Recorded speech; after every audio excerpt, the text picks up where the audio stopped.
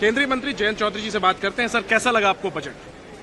देखिए, पहली बार एक फोकस्ड बजट दिया है और जो स्पीच थी एफएम की, जो उन्होंने बार बार प्रायोरिटी दी यूथ के लिए, फ्यूचर में देश जो दुनिया में चुनौतियां आ रही हैं उसके लिए हम देश को कैसे तैयार करेंगे, कैसे विकसित भारत के सपने को पूरा करेंगे, उन्होंने बल दिया कौशल विकास पे।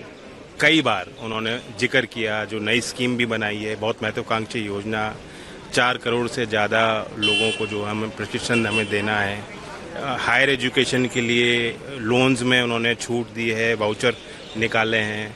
कई नए स्कीम्स की घोषणा आज उन्होंने की है और बहुत बड़ा दायरा है। इन्होंने जो श्रम पोर्टल है, 30 करोड़ से ज़्यादा जो श्रमिक देश में पंजीकरण जिनका हो चुका, उनके कौशल विकास की बात की है।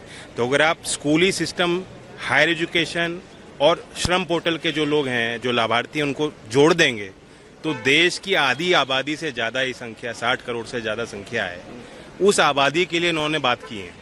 तो बहुत पॉजिटिव एजेंडा लेके आई हैं। पहली बार किसी भी बजट स्पीच में किसी भी वित्त मंत्री ने, मुझे नहीं याद इतनी बार कभी कौशल विकास की बात की। सर, रोजगार के मोर्चे पे सरकार को घेरा जाता रहा है, लगता है आपको कि इस बजट से रोजगार में इजाफा होगा और ये जो पॉइंट है इस पर सरकार ज्यादा अंक ला पाएगी? इससे देश की इकोनॉमी की रेजिलियंस बढ़ जाएगी और जो चुनौतियां हैं क्लाइमेट चेंज की, एआई की, मशीन लर्निंग की, जो ग्लोबलाइजेशन की चुनौती है, उसके लिए हम अपनी अगली पीढ़ी तैयार करेंगे। एक आखिरी सवाल सर, इंटर्नशिप का जो ऐलान किया गया है, 1 करोड़ इंटर्नशिप, उस पर कांग्रेस कह रही है कि ये आपने कॉपी किया है उनका आइडिया उनके मैनिफेस्टो से। वो सरकार में नहीं है, विपक्ष में रह के बहुत आसान होता है, कुछ भी कह लो। सरकार की अपनी एक कार्यशैली होती है, कार्यपद्धति होती है और इस सरकार का ट्रैक रिकॉर्ड है कि खोखली घोषणा हम नहीं करते, जो हम कहते हैं वो करके दिखाते हैं। और अब बजट में एक बहुत बड़ी घोषणा की गई है इंटर्नशिप की।